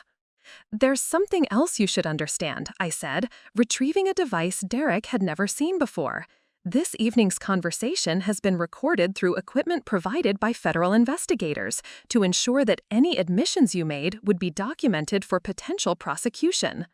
Derek's face went completely white as he processed the implications of federal recording equipment that had captured his admissions about intellectual property theft, corporate espionage, and systematic fraud. "Elena, you're wearing federal surveillance equipment to our anniversary dinner? That level of betrayal makes you just as deceptive as you claim I've been." "Does it?" I asked, noting how his appeal to moral equivalency ignored the fundamental difference between documenting crimes and committing them. "I'm cooperating with federal investigators to document systematic corporate espionage. You've been conducting systematic corporate espionage while maintaining a facade of marital loyalty." The trap had succeeded beyond my most optimistic expectations. Derek's own statements, captured through federal recording equipment in the presence of a forensic accounting witness, had provided prosecutors with everything needed to pursue maximum penalties under organized crime statutes that carried decades in prison. Marcus gathered the recording equipment with methodical precision. "Derek, at this point, you've provided federal investigators with comprehensive admissions regarding intellectual property theft, corporate espionage, and conspiracy to commit fraud. The recording evidence eliminates any possibility of challenging the charges through claims of insufficient proof or prosecutorial overreach." The elegant anniversary dinner that Derek had expected to be a routine performance of marital happiness had become the moment when 5 years of systematic betrayal produced consequences that would determine the rest of his life. His confidence in his own cleverness had led him directly into a trap that documented his crimes through his own words. "Derek," I said, meeting his devastated gaze directly, "I think you're beginning to understand that the anniversary dinner you planned as another performance of successful partnership has become the moment when your systematic betrayal finally produced the comprehensive consequences you never bothered to anticipate." His silence confirmed what the trap had been designed to accomplish. The charming entrepreneur who had built his reputation on stolen innovations was discovering that federal surveillance equipment captures admissions that no amount of legal maneuvering can explain away or dismiss. The moment of complete revelation arrived when Derek's phone rang with a call that would shatter the last vestiges of his carefully constructed facade. The caller ID displayed Agent Martinez, FBI, and Derek's face underwent a transformation that revealed the true scope of his terror as federal law enforcement made direct contact during our anniversary dinner. "Derek Hartwell," Agent Martinez's voice carried clearly through the phone speaker, loud enough for Marcus and me to hear every word. "This is Agent Sarah Martinez from the FBI's Corporate Crime Division. We need to discuss your involvement in a federal investigation regarding systematic intellectual property theft and corporate espionage. Are you available for an interview tomorrow morning at our Denver field office?" Derek's hands trembled as he processed the implications of federal agents requesting interviews about crimes he had assumed were invisible to law enforcement scrutiny.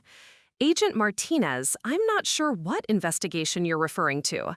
I haven't been involved in any activities that would warrant federal attention."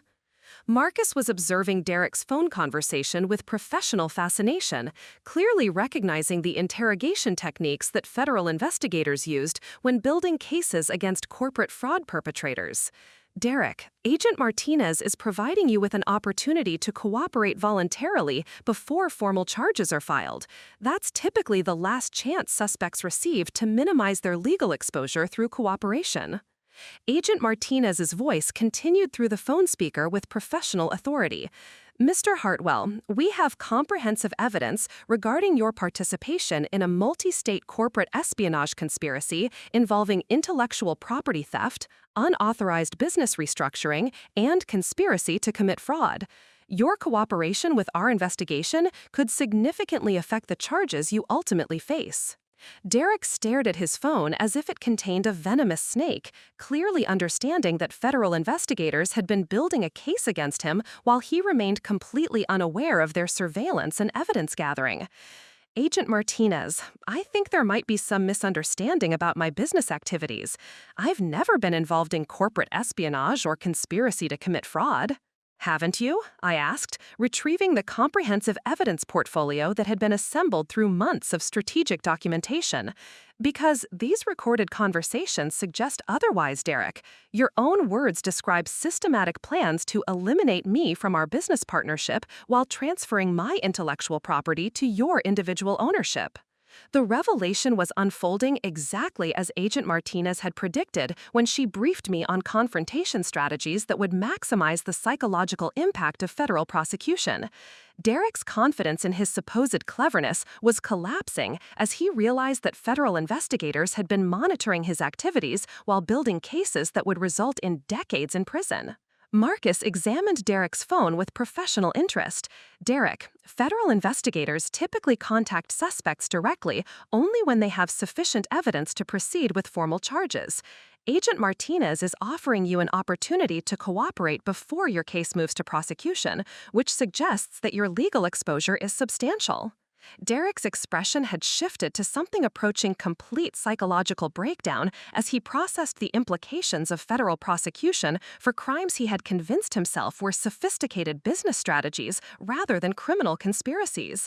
Elena, you've been working with federal investigators to build a case against me while pretending to be a supportive wife and business partner. Have I been pretending? I asked, noting how his appeal to marital loyalty ignored his systematic betrayal of both our marriage and business partnership.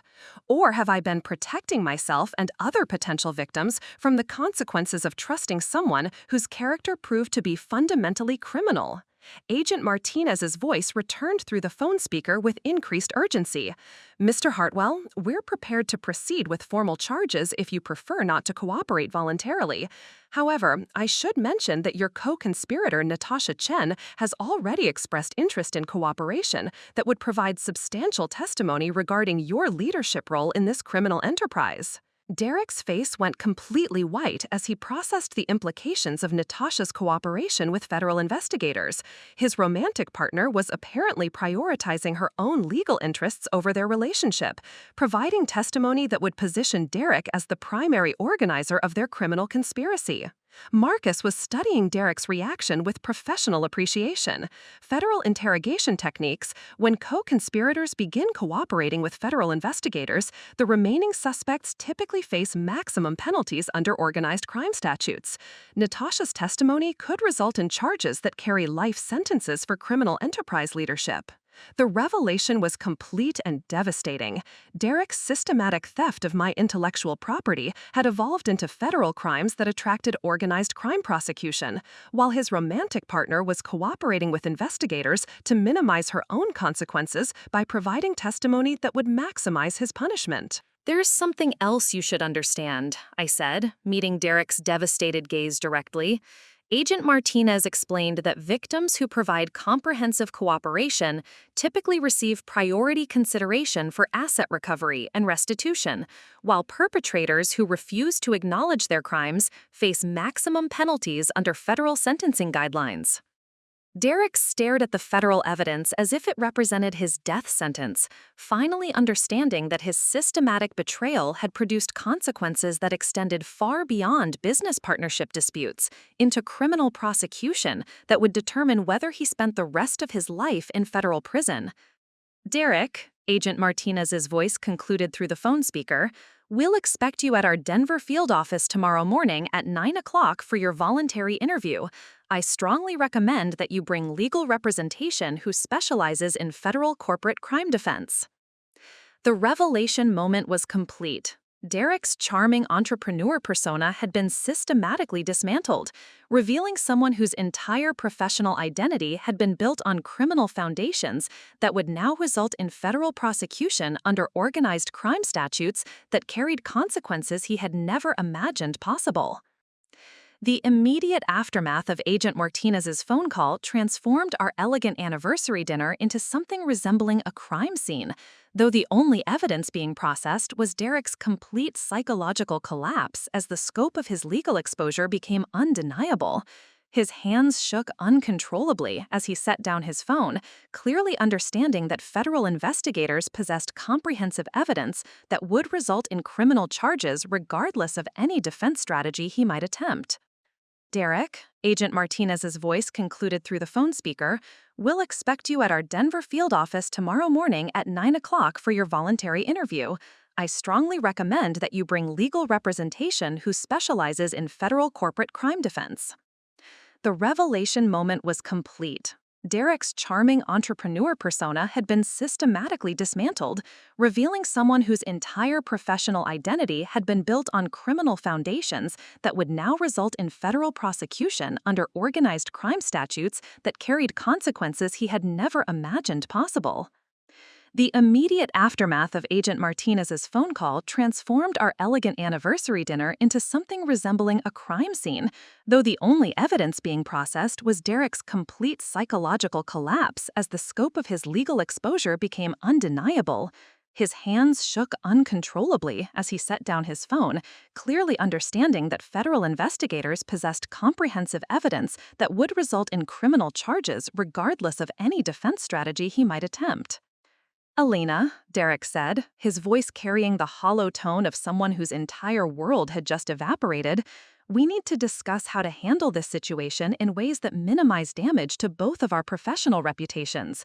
If federal investigators pursue criminal charges, the publicity could destroy everything we've built together, even if the accusations ultimately prove unfounded. Marcus examined Derek's desperate attempt to reframe federal prosecution as a mutual problem with barely concealed incredulity. Derek, you're facing organized crime charges for systematic corporate espionage. Elena is a cooperating witness whose testimony will help prosecutors secure convictions. The damage to your respective reputations isn't comparable. The immediate consequences were cascading through Derek's professional network with devastating efficiency. His phone continued buzzing with notifications from business contacts who had apparently received inquiries from federal investigators about Derek's intellectual property claims and business restructuring activities. Each message represented another professional relationship being severed as associates distanced themselves from someone facing federal prosecution. James Mitchell just texted that Morrison and Associates contacted him, requesting detailed testimony about campaign development processes and intellectual property ownership, Derek said, reading through messages with growing horror. They're interviewing our entire staff about my supposed misconduct. I nodded, appreciating how efficiently federal investigators were documenting the scope of Derek's intellectual property theft through employee testimony that would provide unassailable evidence for prosecution. James has always been meticulous about documenting who actually creates our campaign innovations. His testimony will be particularly valuable for prosecutors. Derek stared at his phone as more professional contacts sent increasingly panicked messages about federal inquiries into his business practices. Catherine Miles canceled our investor meeting and suggested that I retain criminal defense counsel before attempting any future business communications. Patricia Walsh from the Marketing Association sent a formal notice that my presentation credentials are being reviewed for potential ethics violations. Marcus was observing Derek's professional destruction with the detached fascination of someone who had witnessed similar patterns during corporate fraud investigations. Derek, when federal investigators begin interviewing business associates about systematic misconduct, the professional consequences typically prove more devastating than the legal penalties. Your reputation in the industry is being permanently destroyed, regardless of how criminal proceedings conclude. The immediate consequences extended beyond professional destruction into financial devastation as Derek's assets were being frozen pending federal investigation. His access to business accounts had been suspended, his credit lines canceled, and his investment portfolios placed under judicial review that would determine what assets had been obtained through criminal activity. The bank called to inform me that our business accounts are being frozen pending federal investigation into potential money laundering and asset concealment, Derek said, his voice barely above a whisper. They mentioned that joint accounts would remain accessible to Elena as the cooperating partner, but my individual accounts are completely inaccessible. I appreciated how efficiently federal financial investigators had identified and protected assets that belonged to legitimate business operations, while isolating resources that Derek had obtained through systematic fraud. Agent Martinez explained that asset protection for cooperating witnesses typically ensures that victims recover everything that was stolen, while perpetrators lose access to criminal proceeds. Derek's immediate financial situation had shifted from wealthy entrepreneur to someone who couldn't access funds to pay for the criminal defense legal representation he desperately needed. His systematic theft of my intellectual property had generated substantial wealth that was now being seized by federal investigators as proceeds of organized crime. The restaurant around us continued its elegant evening service, though our table had become an impromptu command center for processing the immediate consequences of federal prosecution that would reshape Derek's entire existence. Other couples celebrated anniversaries while remaining unaware that a criminal enterprise was being dismantled just feet away from their romantic dinners. "There's something else you should understand," I said, noting how Derek's panic was reaching levels that suggested complete psychological breakdown. Tomorrow morning's interview with Agent Martinez isn't optional. Federal investigators have sufficient evidence to arrest you if you fail to appear voluntarily for questioning. Derek stared at me with growing comprehension that his cooperation with federal investigators was being secured through threats of immediate arrest rather than appeals to his better judgment. Elena, you've coordinated with federal agents to ensure that I have no choice except cooperation that will incriminate me in crimes I never intended to commit. Marcus's expression suggested he found Derek's claim about unintentional crimes somewhat unconvincing given the systematic nature of his intellectual property theft and corporate espionage. Derek, federal investigators typically pursue organized crime charges only when they have evidence of deliberate criminal planning rather than accidental misconduct. The immediate consequences had eliminated every escape route Derek might have imagined, while positioning him for maximum legal exposure under federal statutes that carried decades in prison. His systematic betrayal of our marriage and business partnership had evolved into criminal prosecution that would determine whether he retained any freedom for the rest of his life. Derek, I said, meeting his devastated gaze directly, I think you're beginning to understand that the immediate consequences of your systematic betrayal are just the beginning of a legal process that will strip away everything you obtained through criminal activity while ensuring that justice is served proportional to the scope of your misconduct. The transformation from Derek's confident arrival at the Meridian 3 hours earlier to his current position as a federal prosecution target represented one of the most complete reversals of fortune I had ever witnessed. The man who had entered our anniversary dinner expecting to maintain his facade of successful entrepreneur while secretly coordinating his future with Natasha Chen was now facing criminal charges that would strip away everything he had obtained through systematic fraud. Elena, Derek said, his voice carrying the hollow desperation of someone whose entire identity had been revealed as criminal fiction, I need you to understand that if you continue cooperating with federal investigators, you'll destroy more than just my career. The criminal charges they're pursuing could result in prison sentences that would eliminate any possibility of rebuilding our relationship or business partnership. Marcus observed Derek's appeal for mercy with the professional detachment of someone who had witnessed similar patterns during corporate fraud investigations. Derek, you're facing organized crime charges for systematic intellectual property theft. The relationship and business partnership you're asking Elena to protect were built on criminal foundations that never legitimately belonged to you. The immediate consequences had eliminated every escape route Derek might have imagined, while positioning him for maximum legal exposure under federal statutes that carried decades in prison. His systematic betrayal of our marriage and business partnership had evolved into criminal prosecution that would determine whether he retained any freedom for the rest of his life. Derek, I said, meeting his devastated gaze directly, I think you're beginning to understand that the immediate consequences of your systematic betrayal are just the beginning of a legal process that will strip away everything you obtained through criminal activity while ensuring that justice is served proportional to the scope of your misconduct. The transformation from Derek's confident arrival at the Meridian 3 hours earlier to his current position as a federal prosecution target represented one of the most complete reversals of fortune I had ever witnessed. The man who had entered our anniversary dinner expecting to maintain his facade of successful entrepreneur while secretly coordinating his future with Natasha Chen was now facing criminal charges that would strip away everything he had obtained through systematic fraud. Elena, Derek said, his voice carrying the hollow desperation of someone whose entire identity had been revealed as criminal fiction, I need you to understand that if you continue cooperating with federal investigators, you'll destroy more than just my career. The criminal charges they're pursuing could result in prison sentences that would eliminate any possibility of rebuilding our relationship or business partnership. Marcus observed Derek's appeal for mercy with the professional detachment of someone who had witnessed similar patterns during corporate fraud investigations.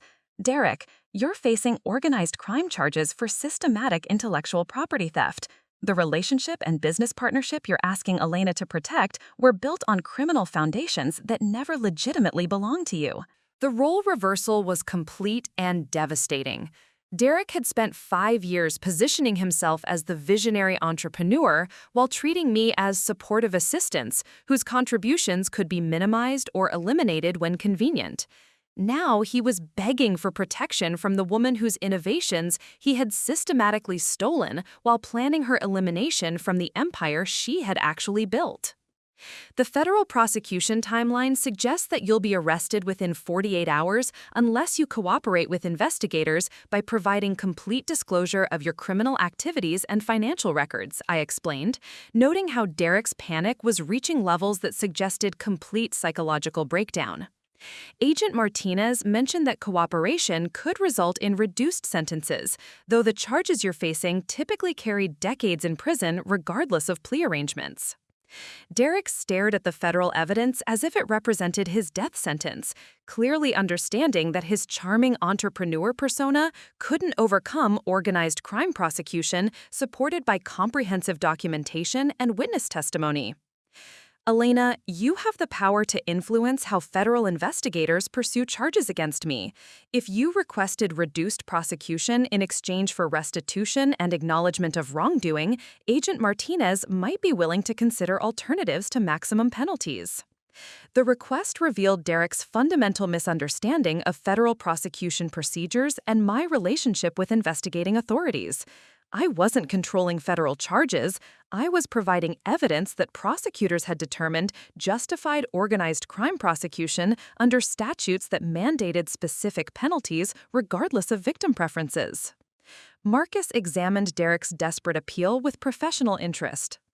Derek, federal prosecutors don't negotiate charges based on victim requests when they have evidence supporting organized crime statutes.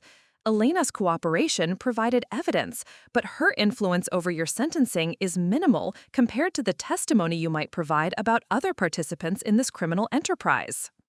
The role reversal extended beyond legal consequences into professional humiliation, as Derek's reputation in the industry was being systematically destroyed through federal investigation that revealed his systematic theft of intellectual property. Every business relationship he had cultivated, every professional achievement he had claimed, every innovation he had presented as his creative breakthrough was being exposed as criminal appropriation of someone else's work. Catherine Miles called to inform me that Denver Business Development is withdrawing their consideration of our expansion funding, pending resolution of federal charges, Derek said, reading through messages that chronicled his professional destruction in real time. She mentioned that investors can't be associated with entrepreneurs facing organized crime prosecution regardless of how charges ultimately resolve. I appreciated how efficiently the business community was distancing itself from Derek's criminal activities while maintaining relationships with me as the legitimate creator of the innovations he had been claiming. Catherine and I discussed my plans for expanding Thornton & Associates independently. She's particularly interested in supporting the person who actually created the strategies that made our previous partnership successful. Derek's expression shifted to something approaching horror as he processed the implications of his professional network transferring their loyalty and business relationships to me while severing all connections with him. Elena, you're actively courting our business contacts to support your independent venture, while I'm facing criminal prosecution. That level of professional opportunism makes you just as calculating as you claim I've been. Marcus's expression suggested he found Derek's moral equivalency arguments unconvincing, given the criminal nature of his intellectual property theft. Derek, Elena is building relationships with business contacts based on her legitimate innovations and professional expertise. You built relationships based on stolen intellectual property and systematic fraud. The difference seems obvious. The role reversal was generating consequences that extended far beyond criminal prosecution into complete social and professional ostracism, as Derek's former friends and colleagues recognized that association with federal prosecution targets could damage their own reputations and business interests. Rebecca Walsh from the Marketing Association sent formal notice that my membership is being suspended, pending investigation into presentation credential violations, Derek continued, documenting his systematic professional destruction through messages that arrived with devastating regularity. She mentioned that intellectual property theft by association members reflects poorly on the organization's commitment to ethical business practices. The humiliation was comprehensive and public, as Derek's criminal activities became known throughout the professional networks where he had built his reputation on borrowed credibility. His systematic theft of my innovations was being exposed to every colleague who had ever praised his supposed entrepreneurial genius. There's something else you should understand, I said, noting how Derek's desperation was reaching levels that suggested he might attempt irrational decisions that would worsen his legal situation. Agent Martinez explained that federal prosecution timelines don't accommodate emotional appeals or relationship considerations. The charges you're facing will proceed according to established legal procedures regardless of personal circumstances. Derek stared at me with the expression of someone who was finally understanding that his systematic betrayal had produced consequences that no amount of charm or manipulation could overcome. The role reversal was complete. The woman he had planned to eliminate from their business partnership was now positioned to inherit everything he had obtained through criminal activity, while he faced federal prosecution that would determine whether he retained any freedom for the rest of his life. Derek, I said, meeting his devastated gaze directly, I think you're beginning to understand that the role reversal you're experiencing represents justice rather than revenge. The consequences you're facing are proportional to the scope of systematic betrayal you orchestrated while assuming that your charm and supposed cleverness would protect you from accountability. His silence confirmed what the role reversal had been designed to accomplish. The charming entrepreneur who had built his reputation on stolen innovations was discovering that systematic corporate crime carries consequences that transform perpetrators from successful businessmen into federal prosecution targets whose freedom depends entirely on the mercy of prosecutors who specialize in organized crime enforcement. 6 months after the anniversary dinner that destroyed Derek's criminal empire, I sat in the executive conference room of Thornton & Associates, reviewing expansion plans that would establish our digital marketing consultancy as the premier agency in the Rocky Mountain region. The irony wasn't lost on me that Derek's systematic theft of my innovations had ultimately provided the foundation for success that exceeded anything we had achieved during our fraudulent partnership. The federal prosecution had concluded with Derek accepting a plea agreement that resulted in an 8-year prison sentence for organized corporate espionage, while Natasha Chen received 18 months in minimum security for her cooperation with investigators. Marcus Chen had emerged from the ordeal with his forensic accounting firm handling high-profile cases involving intellectual property theft, while I had built a business empire based on the innovations Derek had claimed as his own.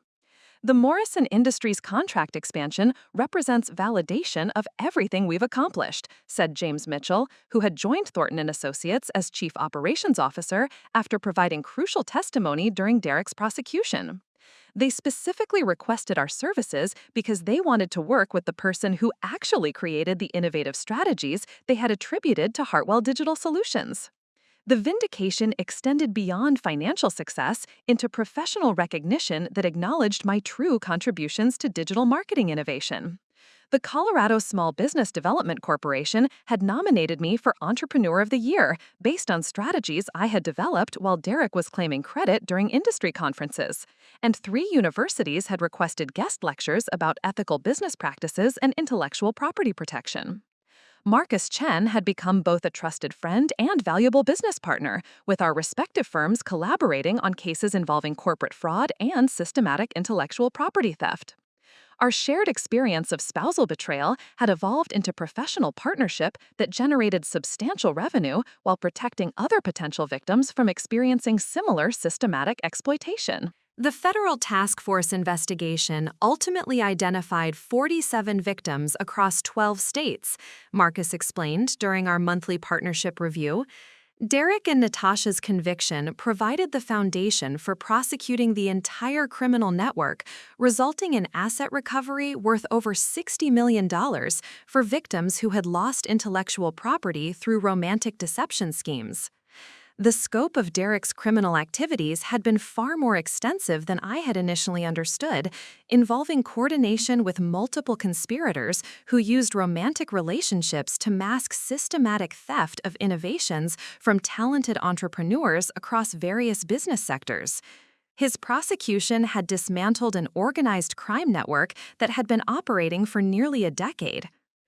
Catherine Miles had become the primary investor for Thornton & Associates expansion, providing capital support that enabled us to acquire smaller marketing firms throughout Colorado while maintaining the ethical standards that distinguished our operations from the criminal enterprises we had helped expose.